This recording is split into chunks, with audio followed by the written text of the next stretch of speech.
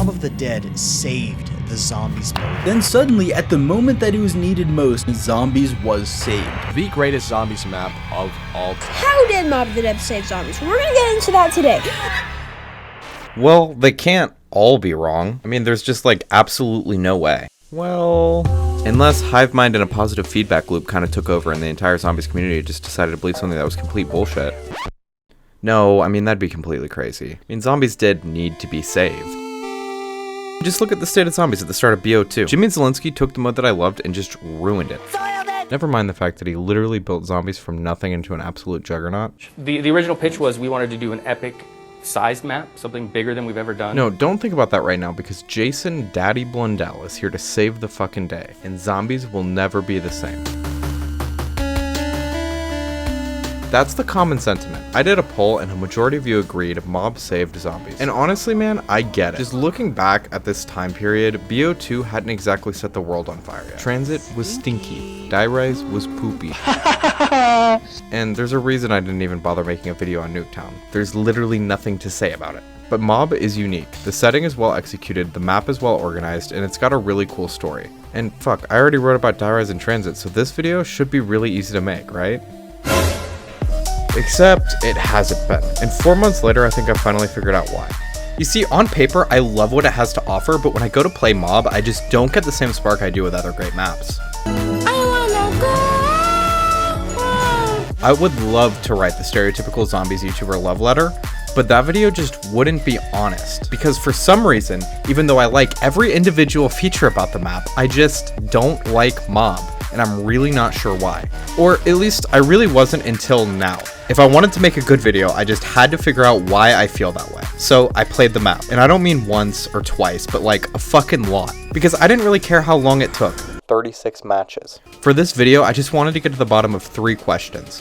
1, why does everyone else love Mob so much? Yeah, 2, what the fuck is going on? And most importantly, did it really save zombies? Let's boot it up and find out.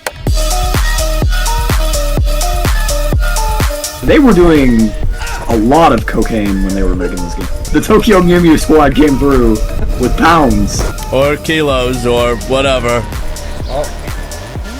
You go without me? Yeah. That's very sad. It's a very sad thing.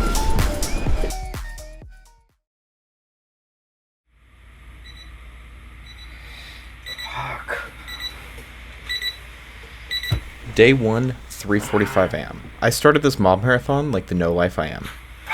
T6, loaded. Snacks, stocked. Life choices? Okay, they're questionable. And it may be indicative of that my friends are dodging my calls and even my dogs are done with my shit. What do you think about this, man? But like the hipsters did before me, we carry on. Because this is the perfect environment to really take in Mob setting. It all starts with this intro cutscene, which is just pure cinema, dude. No, we must have been through this 50 times already. Voice acting and music are top notch, and the story it tells is actually super interesting. What the fuck? I killed him. You've been in the joint too long, Al. You've forgotten how to get shit done.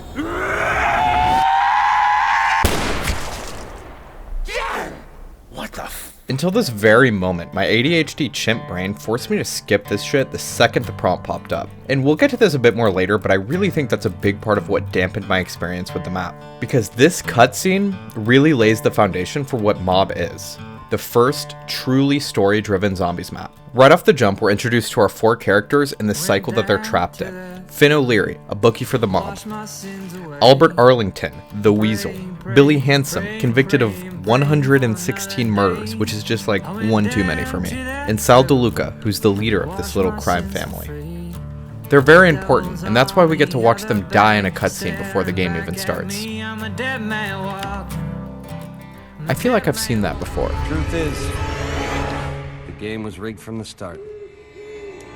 Never mind, that wasn't canon. But since Doc Mitchell isn't here to judge us, we just start as a fucking ghost. What if I was a ghost all along? Oh shit.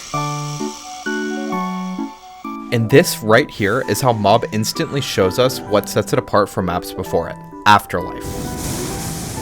Once per round, you turn into this fucking entity and fly around doing ghost shit. It kind of replaces quick revive in a way because it kicks in if you go down, but it's also the core feature that you'll use to like progress in the map. It's required to collect pretty much all the plane parts and even just turn on power for specific areas. And you don't have to die to enter it. Once you find your 13th reason, you can just go to one of these panels to off yourself early. Love it or hate it, Afterlife defines mob's gameplay. It's also crucial for the story. Just to simplify a little bit, our dudes all got life sentences and they're not too happy about it. So the Weasel comes up with a fucking genius escape plan. For some reason, this sad man with a limited skill set thought, you know what? I'm sure I know how to build a plane. Fuck the FAA. Let's just do it. Except he didn't, because why would he? Even Boeing doesn't know how to build a plane, and that's like their whole thing. So it doesn't work out, and when the other 3 idiots realize their escaped plan is doomed, they killed him, got caught, and were put down like the dogs they are. But as it turns out, the death penalty kinda sucks, because the afterlife is still just Alcatraz, but now there's zombies. Plus, the guard who was kinda chill before is now a complete asshole. And that's the cycle we're stuck in. Build the plane, fly away from purgatory, crash the plane into the Golden Gate Bridge, die. After that, you restart at step 1, and that's where our match starts. This is the first time I've ran through the story like this in a video, and that's because it's the first time where it matters for every single playthrough. Sure, only 1% of players actually completed the story and broke the cycle, but even if you just want to pack a punch, you've got to at least build the plane. And while that can seem pretty daunting for casual players, they do offer you some help along the way. Gotta find the parts for the escape plan. Look at this. Locations marked on a map of the fucking prison. There's a map in the spawn room that shows you the part locations, and your character will even say something to address it. But you don't even really need that. If you just explore the map and like puzzles, it can honestly be pretty simple. So that's how I spent the first few games of this marathon, just kind of walking around Alcatraz. At first, I just kind of took it all in. The blood writing on the walls, the seance skulls, the clear indicators that the devs were on a shit ton of cocaine. And allowing myself to be immersed like this, I was really impressed by the level of detail. It's still not exactly my type of beat. I generally prefer those classically beautiful maps like Origins, Call of the Dead, or Ancient Evil, but the hellish Zombies Noir 20s vibe is pretty cool too. I also spent these playthroughs practicing the early game flow, which was just so much fun. Between finding plane parts, feeding the dogs, building the shield, and powering up the map, there's a lot to keep track of in those first 10 rounds. It's another thing that can be daunting for casuals, but also once you get into a rhythm and find the order of tasks that works for you, the early rounds are super satisfying. Yeah, baby, fucking steak, yeah. Finding tricks like using the laundry room to build up a bunch of points and open the map, or even just finding the best time to feed the dogs or do other side quests. This is the evolution quest-based maps needed to take in order to survive. Transit and Die Rise had dipped a toe into it, but Mob and its side quests took everything to the next level.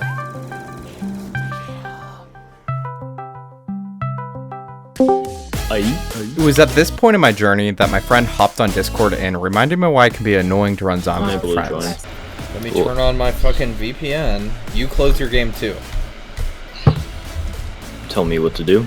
My game stays open. No, you close it and you reopen it. That was the fix last time, and I did like 15 things on my side before you finally decided that it was time to fucking restart your game.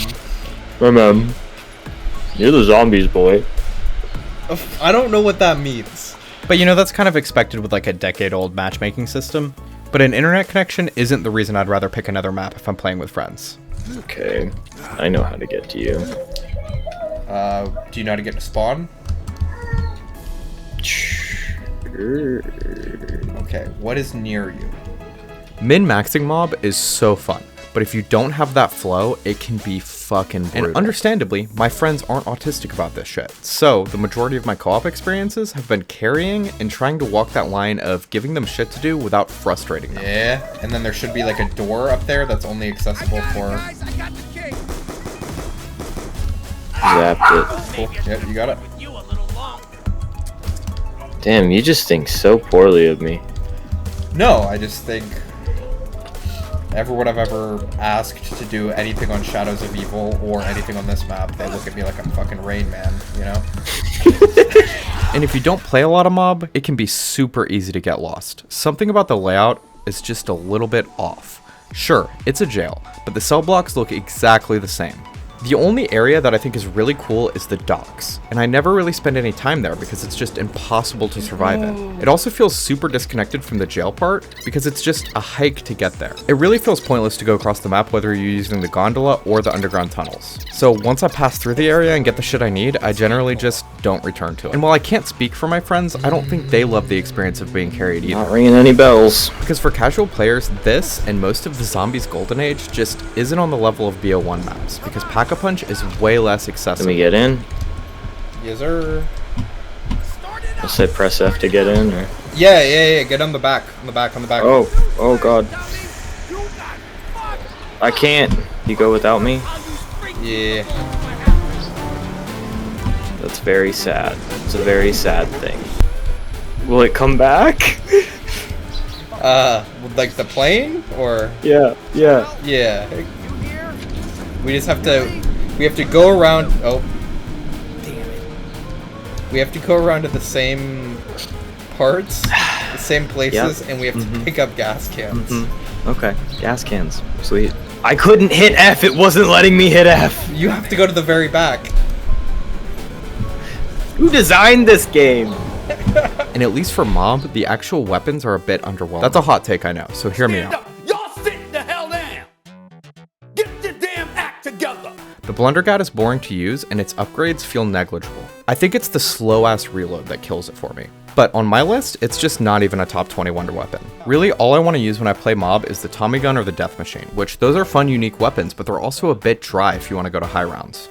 So since me and my dude don't want to do that, we were going to try the Easter egg. Only problem there, he has shit internet, so it just didn't quite work out. I did. You did what now? My disconnected. Oh. My internet cut disconnected. Oh. Alright. At that point, he decided he had better things to do. Gotta go terrorize some miners in Fortnite. So it was back to the solo grind for me. I spent the next few matches really perfecting the setup process and going a bit deeper into the side quests. Upgrading to the Hell's Retriever is awesome. I love when side quests force you to use the thing that you've already acquired. It's also really cool that there are multiple levels to everything, so you can dive deeper into the map if you want, but everything's pretty optional. On the other hand, the Golden Spork feels completely worthless. It's not even accessible until around 11 or 12, and by that point, I just don't care about points enough to be meleeing at all. I also didn't really care about the free Blundergat or the acid upgrade because I just don't really like using the gun, and getting that one skull by the gondola is just annoying as absolute fuck. But hey, it's cool that all this exists. And not yet, but at least by my third day of grinding Mob, I had started to really appreciate the upgraded Acid Gat, even if it was only for the upgraded version's Monkey Bomb effect. After figuring all this out, I thought, you know what, I've done a lot for day one, so I decided to go to sleep. Wait, time out. Yeah. Hey, yeah, we play Octachess now, right? Yeah, oh, yeah, we ain't playing Transit. And 6 hours later, I woke up to a fucking miracle, dude. The Discord was popping off, and we finally had the people to run Mob's Easter egg. And man, I love this egg. It has great flow, because the way the gameplay and story are integrated. Half of the quest is just shit I would have done anyway. Basically just build the plane and upgrade Hell's Redeemer. After that, you've just got to fly to the bridge a few times, build the Acid Gat, zap some shit, collect a few audio logs, and fly the plane one last time. All of this is pretty par for the course for Easter eggs, but the final step is so fucking cool, man. Before going to Purgatory, the 3 gangsters killed Weasel, so the final step is to do that the opposite way. This shit turns PvP. 3 players against whoever's playing as Weasel. If Weasel wins, the cycle is broken. It's a great way to tie everything together, and at the time, it was revolutionary. This was our first ever endgame condition other than losing, which is just crazy. So naturally, I couldn't be more excited to show my friends this incredible moment in Zombies history. Except one of my friends hadn't played Mob in over a decade, and the other had never played Mob, so let's just say it didn't quite work out. Whoa! Oh! The homie is here! What is the Wonder Gat? It's like the Wonder Waffle. What is Wonder Waffle? Although it was interesting to see Mob from that perspective of someone who had never played it before. Oh yeah, I forgot about this shit. Yeah. I'm a ghost. Chris. You revive yourself, it's fun. Where are you with me? Press space to limit, dude. Yeah. What? What is happening? Revive yourself. They were doing. No, I'm me. But they were doing a lot of cocaine when they were making this game. No, all of them. The Tokyo Mew Mew squad came through with pounds, kilos. That's why, I don't know. Everybody says Call of Duty has no creativity. I think they're right, except for zombies. Like, except for zombies, yeah, this is the weirdest shit I've ever done. Like, it's crazy. I've played Eurogen games that are more sober than this. We definitely had a lot of fun and played for a long time, but I just didn't think we were ever going to get to the point where we could complete the Easter egg together. And I'm definitely not good enough at Mob to carry them. So when they logged out, I begged my other friend to play, but he wasn't having it. So I guess I had to give up on the dream of getting the endgame.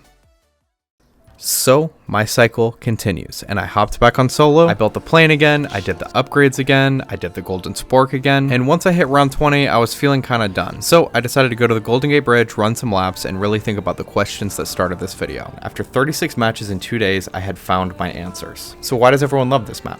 Well, I kinda already answered that. This has mostly been a glowing review. Mob is a great map, especially if you're a Reddit user. The setting is phenomenal, the setup process engaging, and there are multiple levels to the gameplay. So why don't I like it? Well, I kinda do, just only the first 15 rounds. That's the experience I had in my 2 days of grinding. I was super into the map until I completed everything I had set out to do. Then I kinda sat there asking, what's the point? I think the reason for that is the setting. The first cycle is super interesting with a lot to keep track of, but then it really falls off. And there's not really a survivable area that's interesting enough for me to want to run out the clock at. I'd rather just reset and do the setup process again. Some other great story-based maps do similar things, like I don't want to high round Origins or Shadows at all, but both of those have deeper, more challenging processes that make every run different. That makes them infinitely replayable.